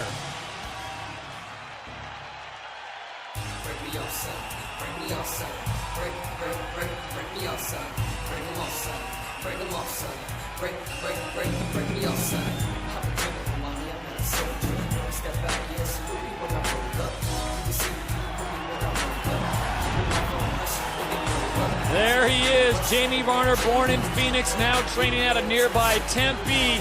A very, very talented striker. Maybe misunderstood because some people just think he is the villain of the WEC for some reason. Maybe the best thing for Jamie to do is embrace that because he is a very, very talented fighter. He is, you know, and he's confident, you know, and a fighter needs that confidence. And a lot of times, you know, the words that they say in their interviews, that fuels them in their training and their preparation for the fight and in the fight itself. So he is an emotional guy. You know, he said some things that may have ticked some people off, but, you know, he's a confident guy, and You're not going to win fights if you're not confident. No question about it. I think back to the first time we saw him in the WEC when he took the title off the belt of Rob McCullough in one of the best fights we had seen up to that date in the WEC. He showed us some serious striking power, also took out Marcus Hicks, and then he had his situations with a technical decision over Donald Cerrone when he was down on the knee in the inadvertent strike, and then he had some health issues. You go back to some of his other fights, but Jamie Varner, always an entertaining fighter once he steps inside the cage. So that is the history of Jamie Varner, but I'm telling you folks, when he is in top fitness, this guy can do it from anywhere. The striking, the wrestling, the jiu-jitsu, he's got it all. No one questions his fighting ability. He's got, he definitely has the whole package. The problem is sometimes he makes some mental mistakes out there. He was doing very well against Ben Henderson, then get caught in a guillotine choke. So there's times where he'll have these mental lapses where he'll make some mistakes, and he's going to have to be perfect against a guy like Kamal Shalorus because he can catch it. He can catch you with his wrestling. He can catch you with his power in his hands. As we take a look at our fighter profile for Jamie Varner, he's got the credentials in boxing, certainly has them in wrestling. Most of his wins come by way of submission. He is a former lightweight champion, as we said, getting that victory over Rob McCullough, defended the title twice, and then lost it to Ben Henderson. So Jamie Varner back inside the WEC cage.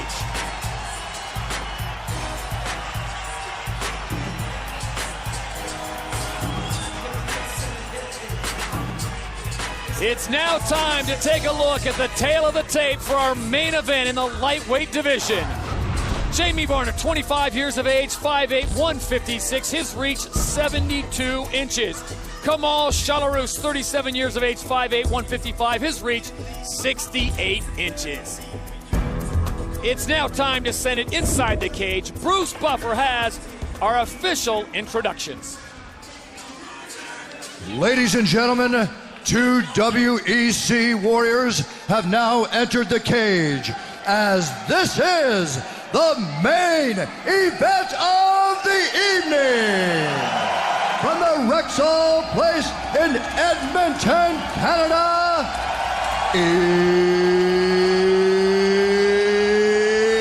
it's time! 3 rounds in the WEC lightweight division. Introducing first, fighting out of the blue corner. This man is a freestyle fighter holding a professional record, 6 wins, no losses, 1 draw. He stands 5 feet 8 inches tall, weighing in at 155 pounds. Fighting out of Austin, Texas, Kamal, Prince of Persia, Shalorus.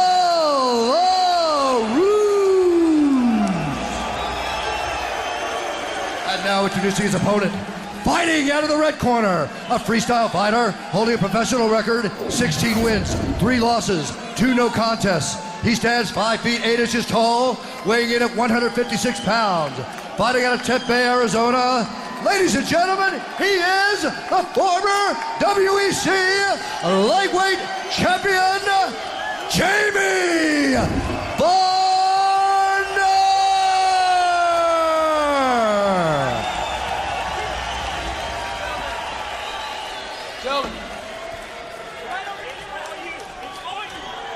All right, gentlemen, we've been over your instructions. I expect a clean fight. Obey my commands all times. Defend yourselves all times. Touch gloves, go back. Let's do this. So we are set to go in the main event of the night. From Rexall Place in Edmonton, Alberta, Canada, Kamal Shalorus and the former lightweight champion, Jamie Varner. This one's scheduled for 3 rounds. Gentlemen, you ready? You ready? Let's fight!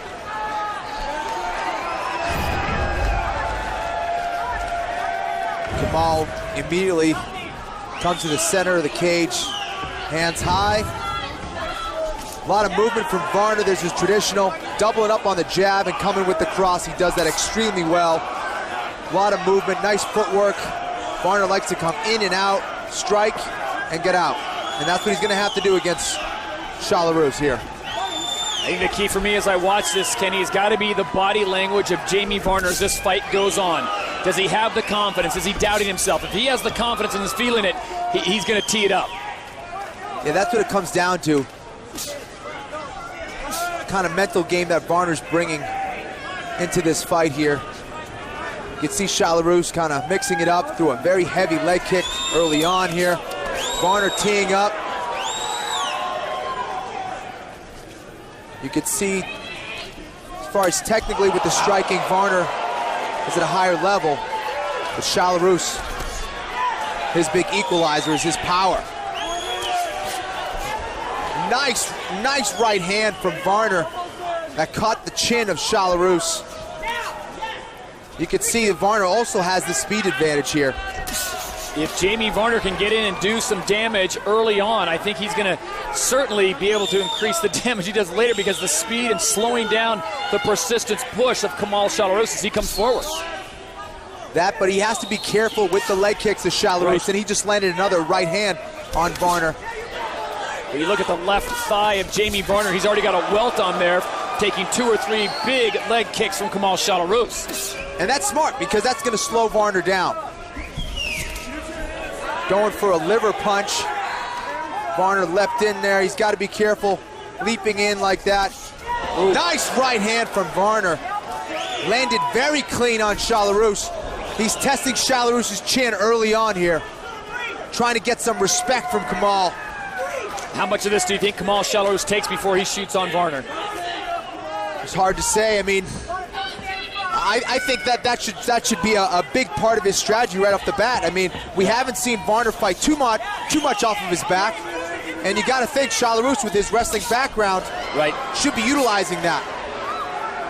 Looks like he may have watched the Uriah Faber-Jose Aldo fight, because he is just attacking that lead leg of Jamie Varner with those vicious kicks.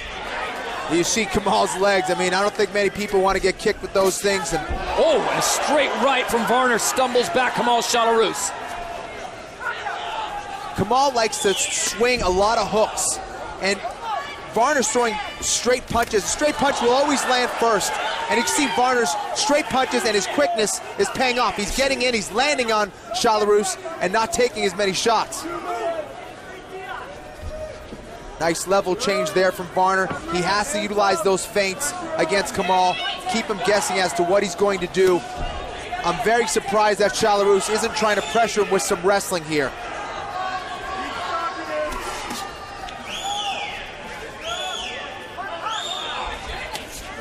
Big shot! Wow. That hurt Kamal Shalorus. He's in trouble, and Jamie Varner comes forward. Varner. And Shalorus recovers quickly. Now he's throwing the leather. He landed a nice uppercut, and he's fired up. This is what he wants. He wants a scrap here.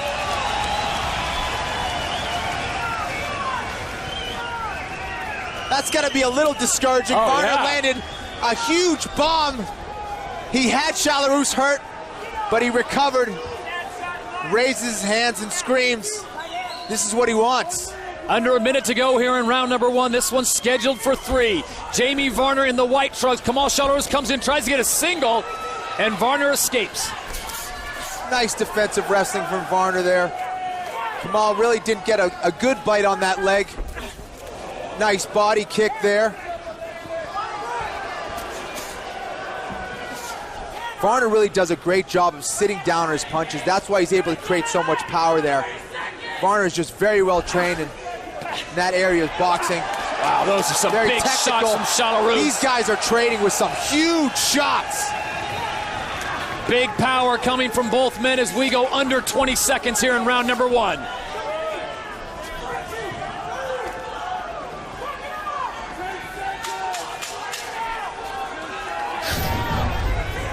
Varner looks fresh as he circles the cage, and we will come back for round number 2 when we come back to Rexall Place in Edmonton.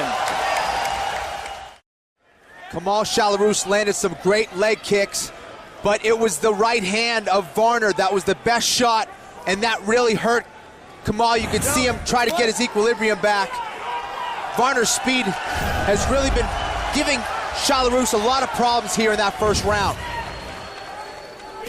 Kamal Shalorus took a beating there, but just kept coming forward. And Jamie Varner, as you pointed out, Kenny's got to be a little disheartened. It's like, what do I have to do to this guy? If he can continue to do the 3 rounds of that and avoid those leg kicks, I think Jamie Varner's going to be in good shape. But Kamal Shalorus, those leg kicks are just chopped down a tree with one of those. Both of these guys are showing some serious beards here. They're both been taking shots in that first round and coming back with some big shots back and forth.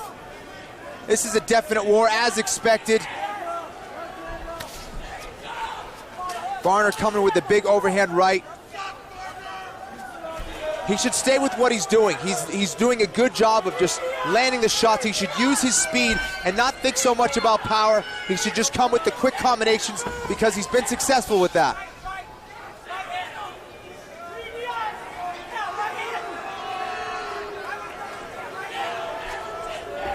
Kamal trying to pressure him here.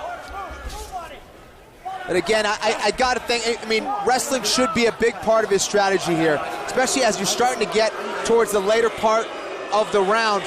Shalorus should just use his striking, not only to try to hurt Varner, but set up those takedowns. He needs to go back to that. Try to put Varner on his back here. Yeah, that's a low shot there, and Varner's going to take advantage of it. Josh Rosenthal. We talk about it all the time, those inside low kicks to the leg. A lot of times will find its way up to the groin. That was an accidental kick. No coaching, guys. No coaching. Varner no coaching.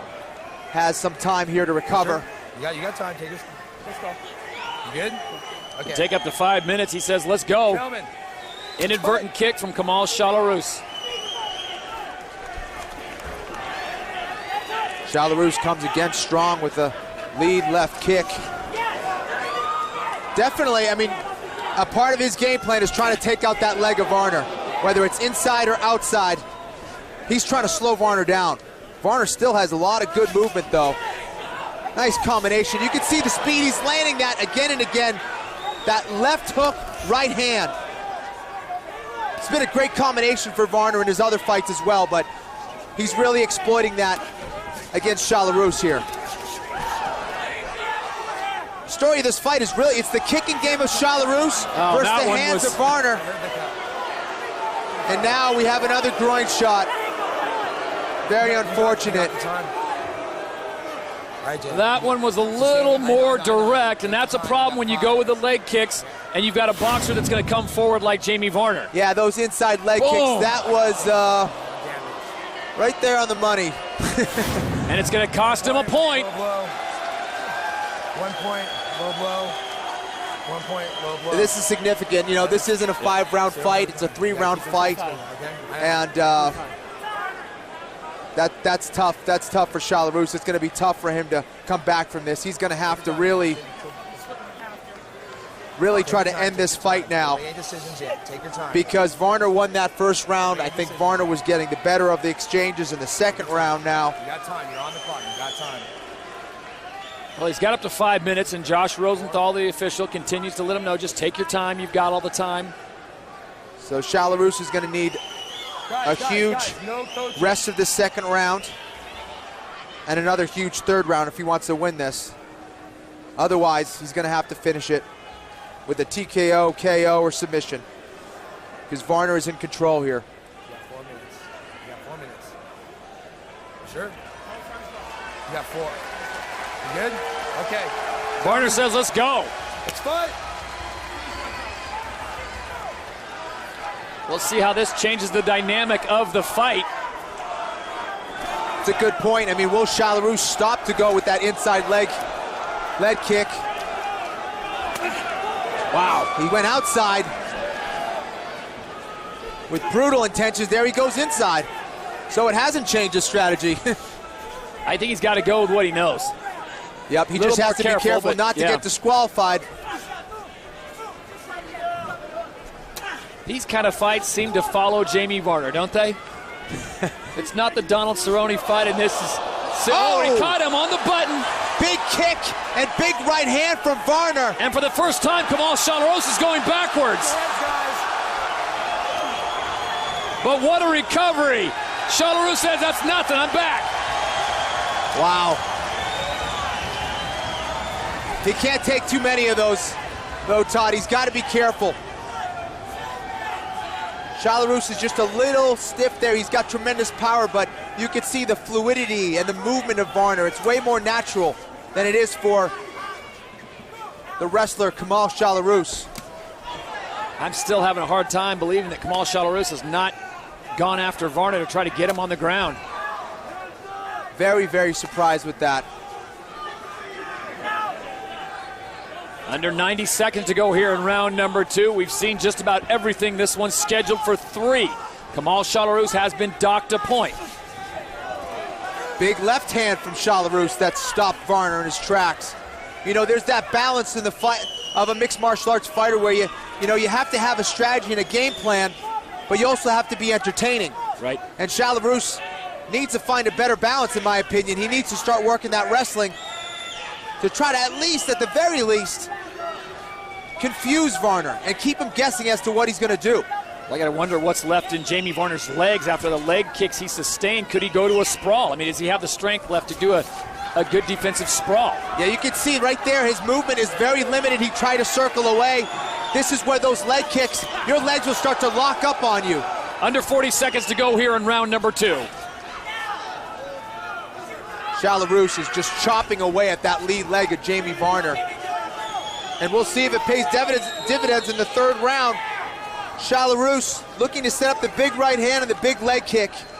Chasing Varner, pressuring Varner, but Varner doing a great job of still moving around and countering. There's a slip by Varner as he went top shelf with that kick. There's a nice left hook. Look at this combination, under 10 seconds to go. Right hand. You saw Varner dip a little bit after that right hand of Shalorus. Shalorus is grunting, he's putting everything into those strikes. So we will see a 3rd round here in Edmonton. Sit down. Sit down. That combination has been landing again and again for Varner. Yeah, he hit right on the top of the dome of Kamal Shalorus, and you see him wincing there. That's the problem. You know, Varner has had problems with his hands. And the thing is, when you throw that overhand right, it will loop, just like we saw with Uriah Faber when he looped, throw the overhand right, broke his hand on the top of the head of Mike Brown, and that's the risk that you take with the little gloves when you're throwing that overhand right. It will land on the top of the head, and that's the hardest part of the body. Yeah, we gotta have this round. And Varner may have broken that right hand again. He's got no power, no strength. And it looks like Shalorus is complaining about his right hand. Let's go, gentlemen, let's go. He's looking at it as well, flexing up. Birthday wishes go out to the lovely Brittany, letting us know that we are into the 3rd and final round here from Edmonton. Jamie Varner, Kamal Shalorus, they have given it all. What do they have left? Yeah, Shalorus was complaining about that right hand. Both of these guys have been trading big blows here.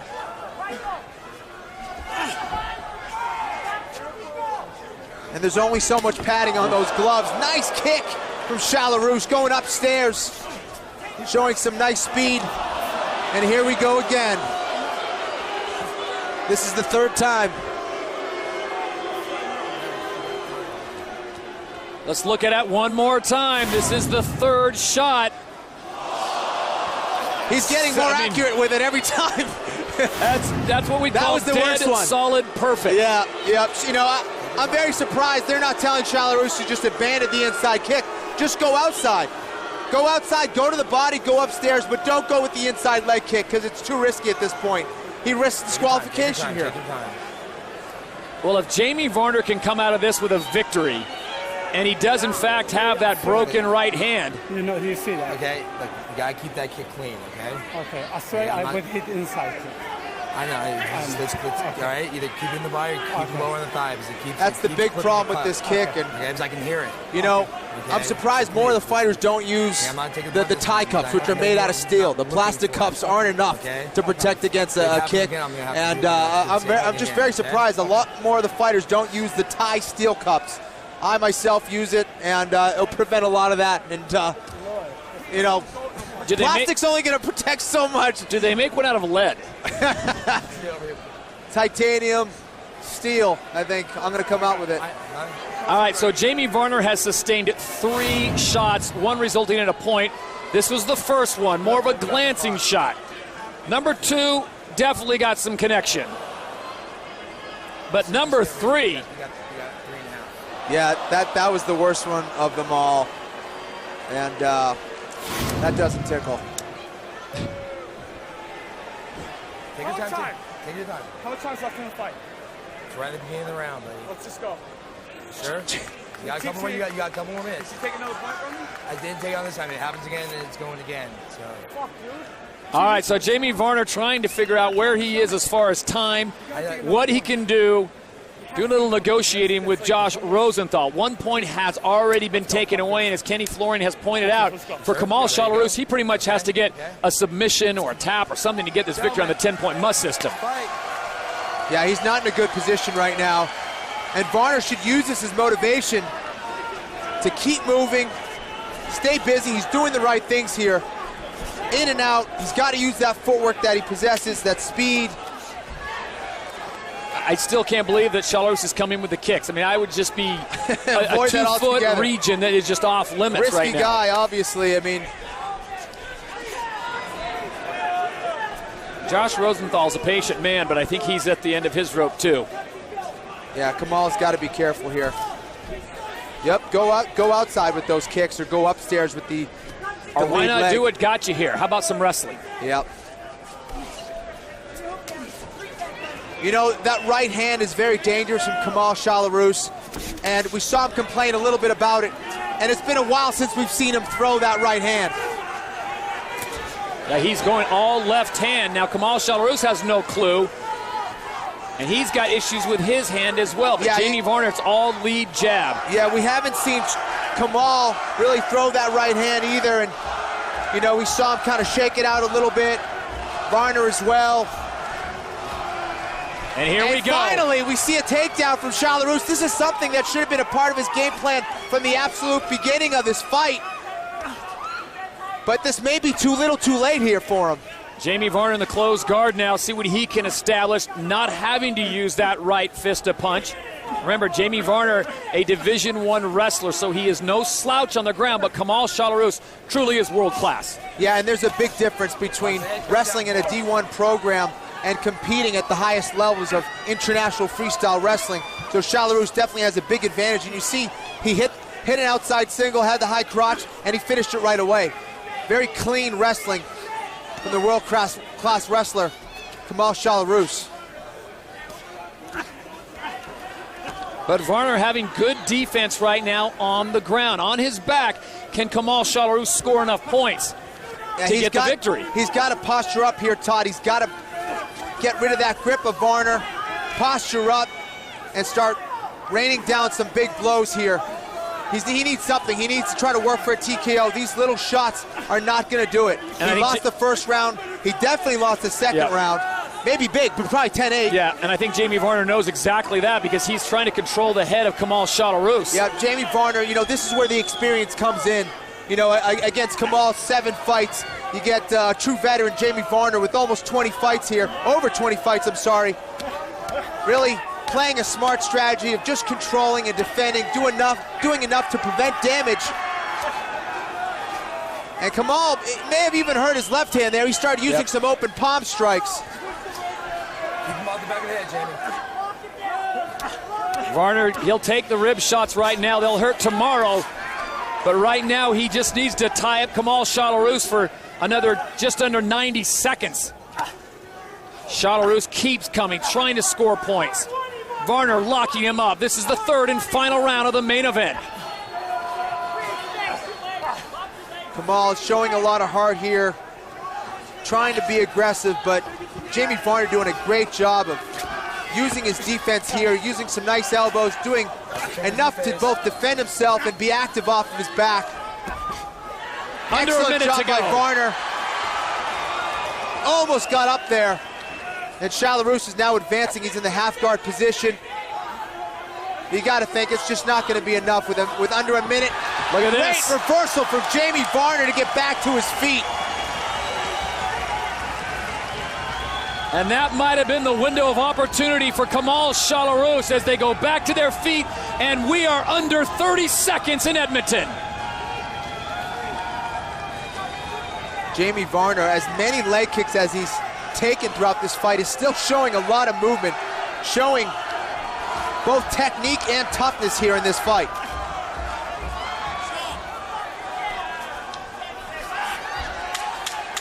Final 10 seconds in Edmonton, folks. Enjoy.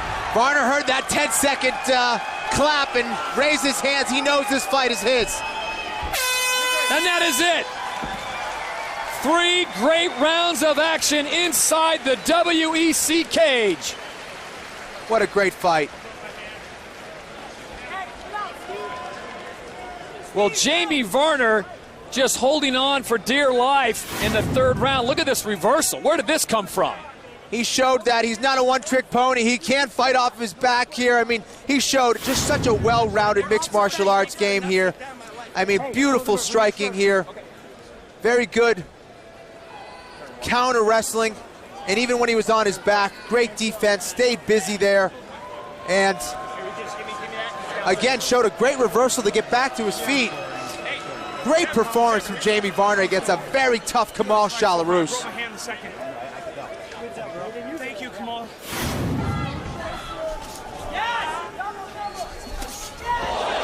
That was really the difference, the speed of Varner. Those 1-2s, the hook with the cross. I mean, Varner was just putting together the cleaner combinations, and he was hurting. You could see right there, that was where he hurt that right hand.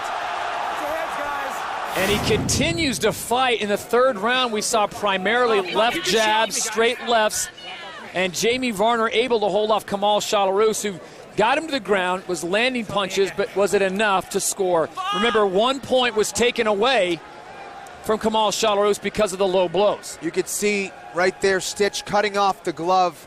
And anytime you're cutting off the glove, that's not a good sign. I mean, that's a broken hand right there. You could see him yelling. It's confirmed that theory there, and that's too bad because Varner has had problems with his hands. And that's the risk there with the little gloves and going for those shots there.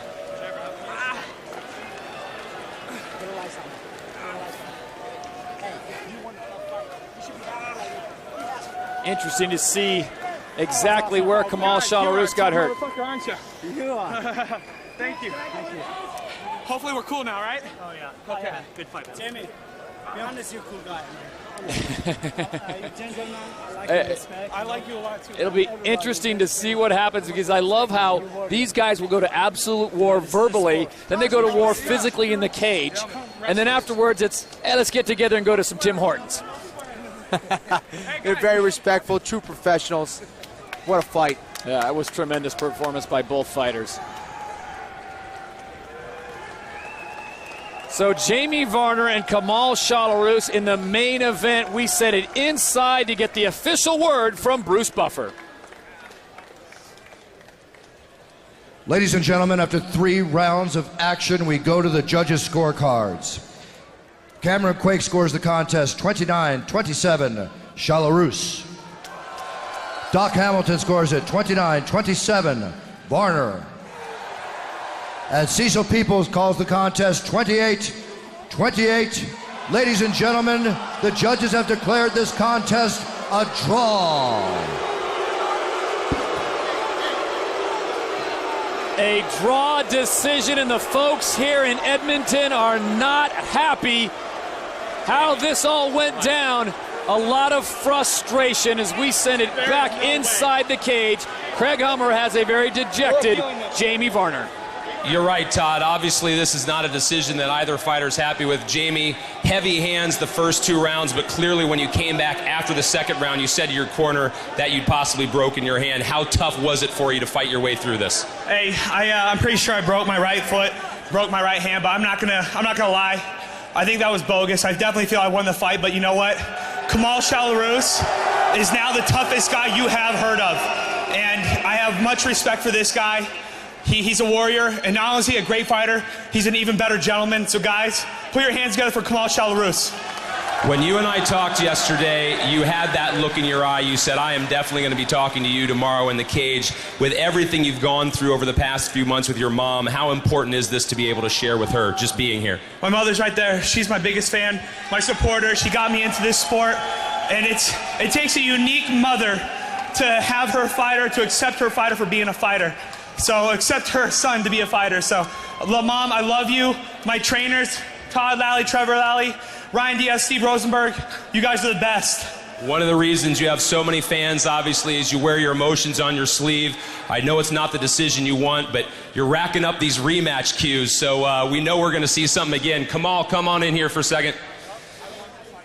You had some problems locating your kick in a few of the rounds. How disconcerting was that when you lost the point in round 2? I swear, I'm not like that. I'm warrior. I don't cheat.